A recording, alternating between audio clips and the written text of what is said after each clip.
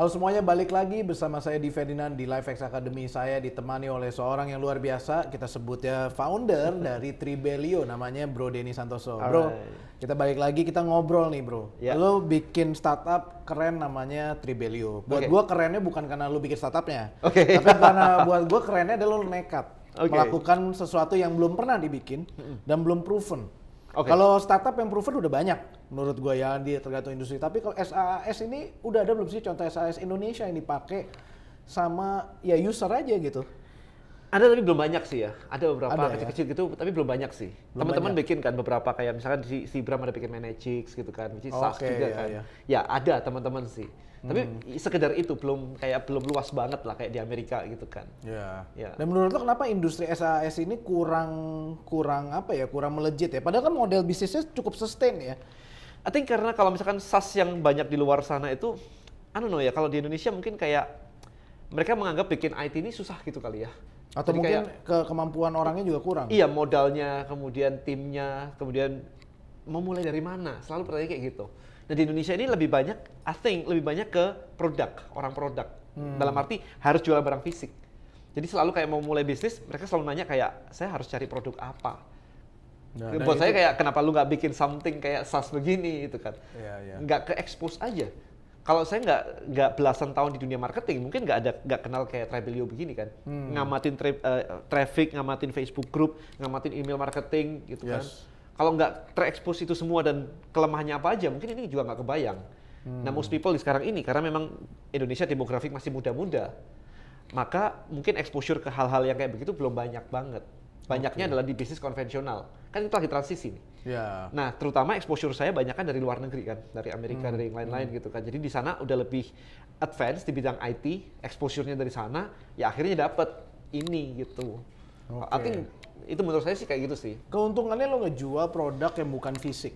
Ya, versus yang lo modelnya service dan digital. Kalau yang bentuknya kayak bukan digital gitu ya. Suplemen lo ya.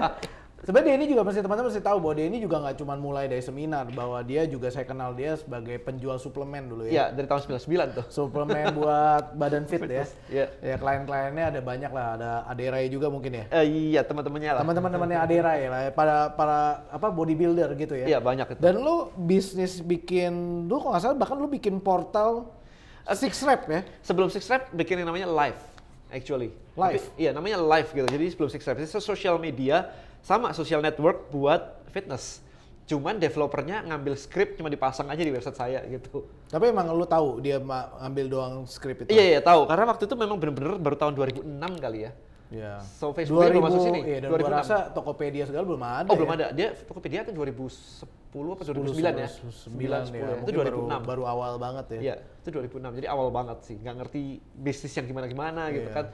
Taunya jualan aja gitu. Dan Sixrep itu tahun berapa? Iya, Sixrep itu 2010 sampai 12.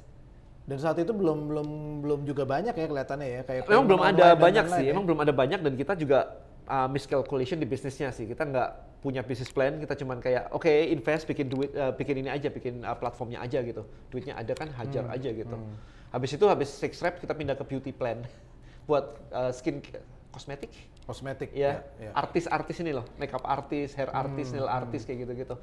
Engine-nya sama, cuman kita twist aja pindah market kemarin gitu. Nah ini menarik banget ya, dari multiverse of background lo masuk dan sekarang lo ngelakuin lagi sesuatu yang lo udah pernah mirip-mirip nih, ngerjain platform kan. Perfecting the craft. Perfecting the craft ya. Kan kalau orang lain udah pada kapok. No, I'm perfecting the craft. I know my mistake gitu kan, kesalahan dulu itu apa aja gitu. Jadi lu udah punya, istilahnya punya library of mistake-nya. Iya. Gagalnya udah banyak banget dan udah habis miliaran.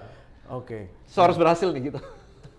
Dan ketika lo bikin Tribelio ini, gimana lo dapetin your first client?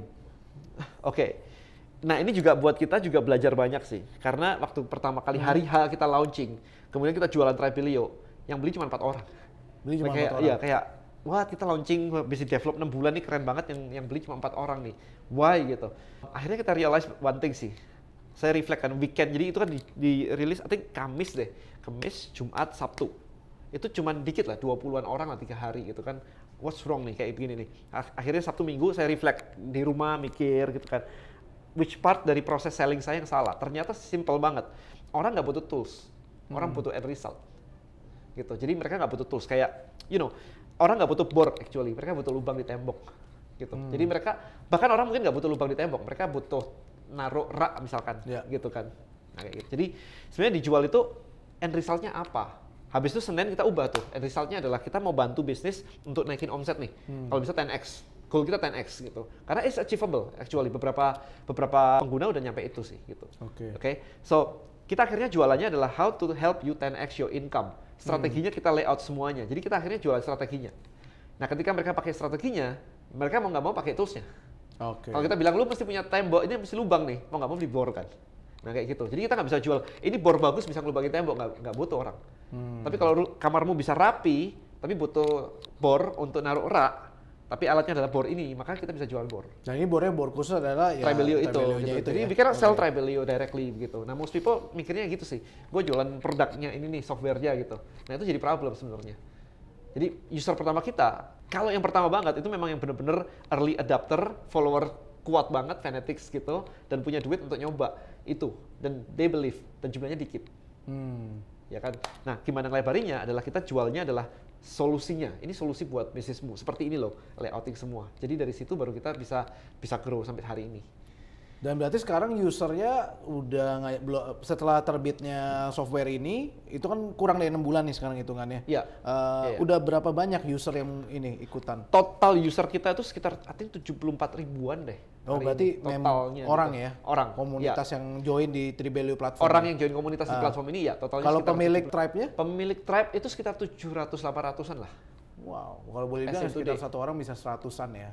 Kalau di rata-rata iya, tapi gini banget sih. Yang paling pasti lah. Iya, yang paling gede banget tuh udah I think 5.700 deh.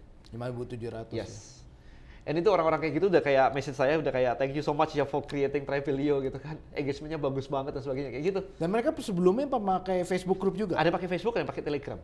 Oh gitu. Nah, kenapa mereka mau switch dari Telegram? Kalau Facebook kan tadi udah ceritain di episode sebelumnya. Gitu. Karena kalau misalkan di Telegram sama di Facebook sama, kita nggak punya database-nya kan. Oh malah enggak ya? Bukannya kita malah dapat nomornya kalau di Telegram, tapi nggak bisa di broadcast ya? Nggak bisa di broadcast, nggak bisa diekspor keluar. Kalau membernya banyak, ekspornya gimana? Kan user ID, bukan nomor telepon. Oh. Telegram kayak gitu, user ID gitu. Nah, habis itu chattingnya nggak bagus, karena itu chat modelnya. Jadi begitu satu posting, didiscuss begitu, udah deh, gitu, hilang. Iya, member, scroll up ya apalagi membernya 1000 gitu dan aktif, udah hilang deh. Siapa mau scroll 1000 chatting? Itu kalau 1000. Tapi ini kan 5.000 kemarin. Kita udah 5.000 kan di sini kan. Jadi mereka struggling banget ketika pakai Telegram begitu. Nah kalau WhatsApp group gimana? Kalau WhatsApp group simpelnya problemnya sama. Database bukan milik kita. Jadi kita sebenarnya nggak boleh broadcast begitu kan. Until mereka nge-save nomor kita. Kalau ketahuan broadcast begitu bisa di-ban. Satu. Kedua, satu grup WA cuma dibatasin 256 member. Which is nggak bisa di-scale juga. Nah, itu jadi problem. Biasanya bikin grup lain malah ya. Nah, oke, sekarang problem dengan banyak grup kayak begitu. Let's say begini. Katakanlah saya punya grup tentang fat loss. Oke. Saya undang nih. Yuk Di, masuk nih. Kita ajarin tentang fat loss. You join and then kita discuss tentang fat loss. Hari pertama kita bahas diet, breakfast, lunch, dinner gitu. Hari kedua kita bahas latihan. Hari ketiga kita bahas suplemen misalkan. Hari keempat ada orang baru join. Ini grup apa ya? Dan I have to repeat semuanya lagi kan. Itu jadi problem loh itu. Karena yang lama jadi kayak, ini bahasanya ulang-ulang mulu ya. Nah kalau di Tribelio berarti ada apa yang membuat mereka yang, misalnya saya baru masuk ke hari ke-5 deh atau hari ke-7 gitu. Ya setelah grupnya dibuat gitu kan. Kita punya namanya automation di situ. Automation. Jadi kapanpun orang join di sebuah grup, kita sudah siapin hari pertama dia join email apa yang terkirim. Hari kedua email apa yang terkirim. Dan gak cuma email, 4 channel kita. Email, SMS, push notifikasi, sama inbox. Oh berarti ada 4 itu ya, dan orang itu langsung dikasih 4 atau dia bisa pilih preferensinya? Terserah. Oh berarti si pemilik grupnya chiefnya yang nentuin. Oke. Iya, saya mau pakai channel ini, mau pakai channel ini, mau pakai ini, terserah gitu. Jadi mau masuk kapanpun, itu edukasinya udah bisa disiapin dengan rapi. Oke. Nah itu enaknya di situ. Kalau orang yang misalnya nggak tertarik untuk terima lagi, dia bisa unsubscribe kayak Live group aja, Live Tribe. Live Tribe udah nggak bisa dikirimin lagi. Berarti kehilangan juga informasi-informasi penting ya di tribe. Kalau dia memang merasa value ya. Kan dia bisa ikuti banyak tribe kan sebenarnya kan. Nah berarti setelah lo nge-switch tadi dari first 4 customer yang per hari, akhirnya sekarang ini perubahannya tadi tweaknya kan dari message-nya ya. Message-nya berubah. Tapi juga metode penyampaiannya apakah cuma software doang atau lo membundling dengan? Oh kita jualnya bukan software doang, kita jadikan sebuah offer tambahan kayak kita ada online course-nya, kita ada offline course-nya, kita ada technical class-nya, kayak gitu. Kita gabungin semuanya. Karena kita tahu sekarang, kebutuhan orang pakai Trebelio, sampai dia sukses, ini butuhnya apa aja. Nah ini yang kita kasih sebenarnya. Bukan dibundle secara acak ya, tapi enggak, dia butuhnya apa. Course ini, course itu, ternyata butuh technical class-nya. Oke, kita kasih technical class-nya juga, gitu sih. Jadi satu. Itu yang kita bundle untuk dijual. Wow. Keren. Gue sih kebayang banget ya, maksudnya lo bikin sesuatu yang tadinya ya kalau lihat udah 4 sehari sih udah biasa jiper ya.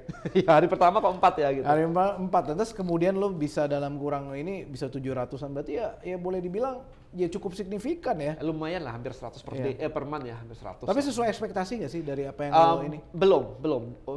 Kita lagi mikirin gini, gimana caranya memudahkan mereka untuk flow sampai mereka berhasil. Jadi kita mengamati bahwa secara komunitas, chief kepala sukunya itu harus melewati 4 fase sebenarnya untuk jadi sukses. Yang pertama setelah mereka join, mereka harus bisa create tribe. Secara technical, they know what to click gitu kan, create. Habis itu harus bisa invite, gimana invite orang masuk. Habis itu harus bisa ngajak mereka engage, bikin konten supaya rame, terakhir jualan.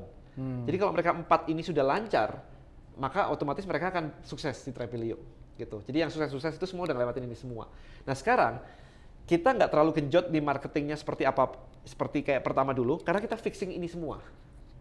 Jadi kayak supaya kalau orang di-invite masuk, dulu ada OTP harus masukin OTP. Nggak semuanya gampang terima, ada yang masuk spam, ada yang masuk apa gitu-gitu. So we remove OTP sekarang. Untuk sekarang kita remove dulu OTP-nya. Kita lihat dulu invite-nya jadi mudah atau enggak.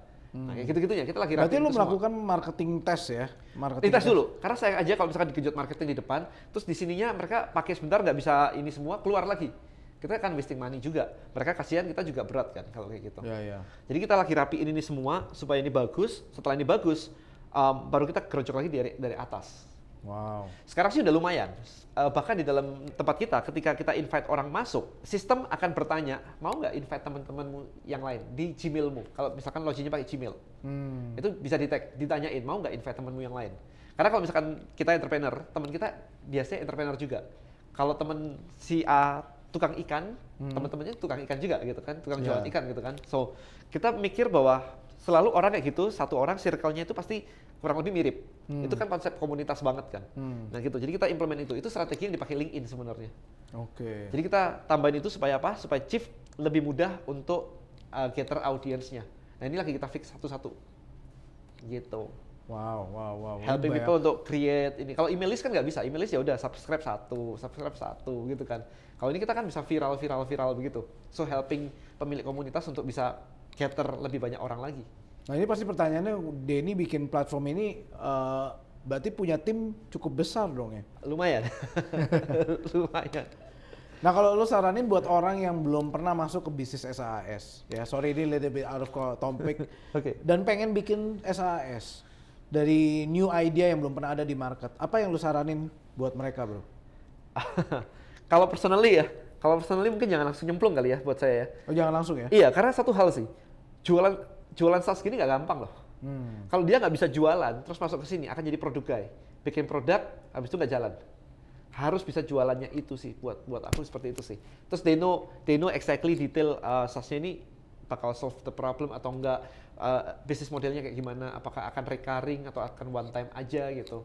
Karena saya ngeliat banyak orang juga jualan bukan SaaS ya, tapi lebih ke tools. Jadi nggak as a service gitu. Kalau service kan berarti boleh dibayar bulanan kan, kalau service kan. Tapi kalau nggak service kan jualan tools kan. Sekali aja.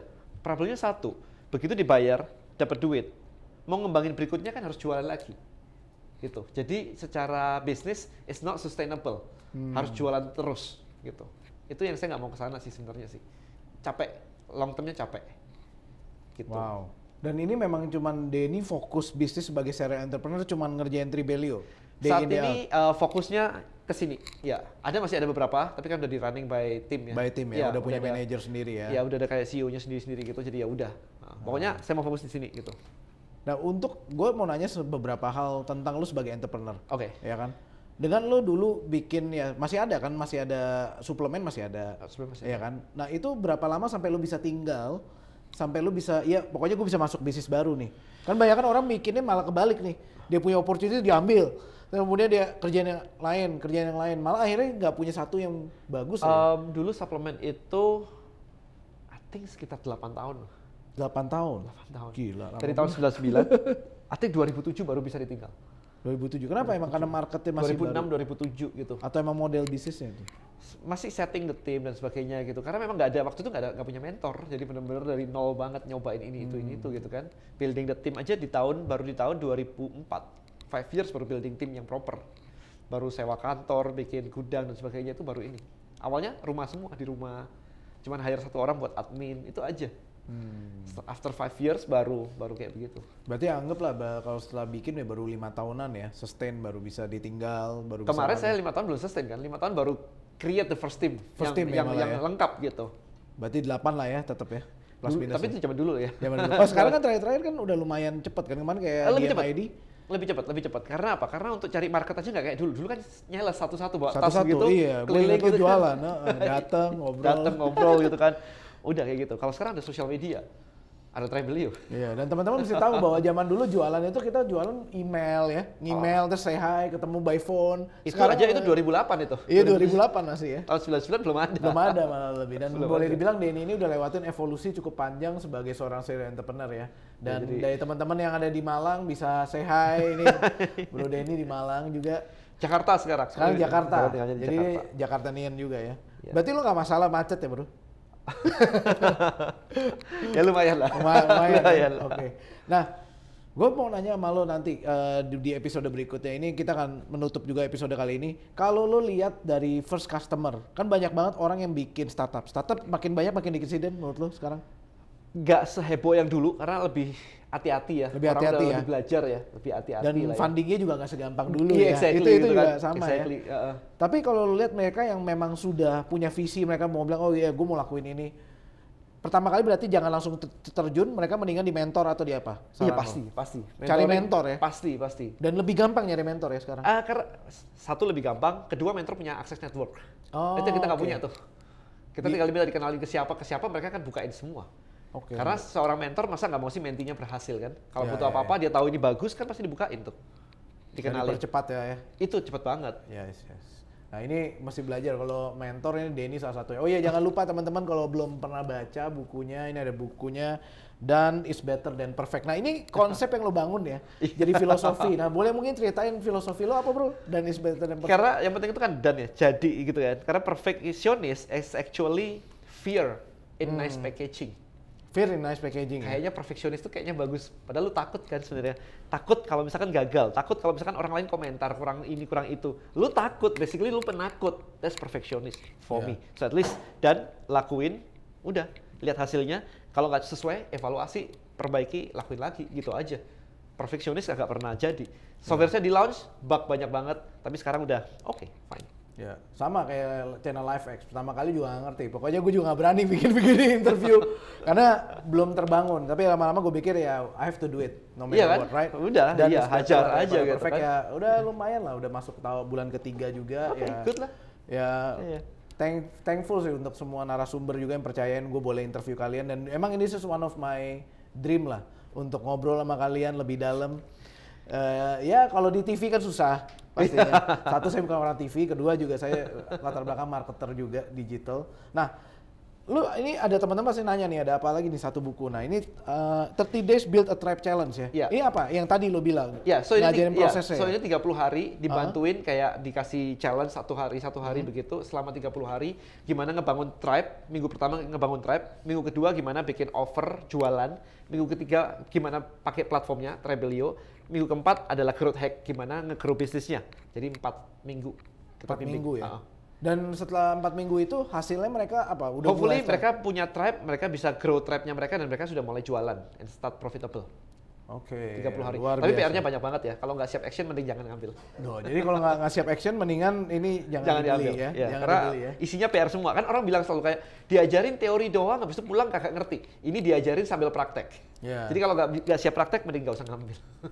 Dan kalau mau sukses ya mendingan harus ambil action dan ambil komitmen ya. Yes. Kalau nggak selesai. Oke, kita akan lanjut nanti ke episode berikutnya. Kita akan banyak ngobrol tentang bagaimana membangun value ya di tribe-nya, bagaimana supaya engage tribe-nya. Oh ya, siap. Karena kan pastinya kan penasaran siap. nih bikin grup, tapi kok ya isinya gitu-gitu doang, aktivitasnya susah, Yep. kreativitasnya hampir nggak ada. Kita akan ngobrol lebih lanjut nanti di episode berikutnya. Alright. Thank you.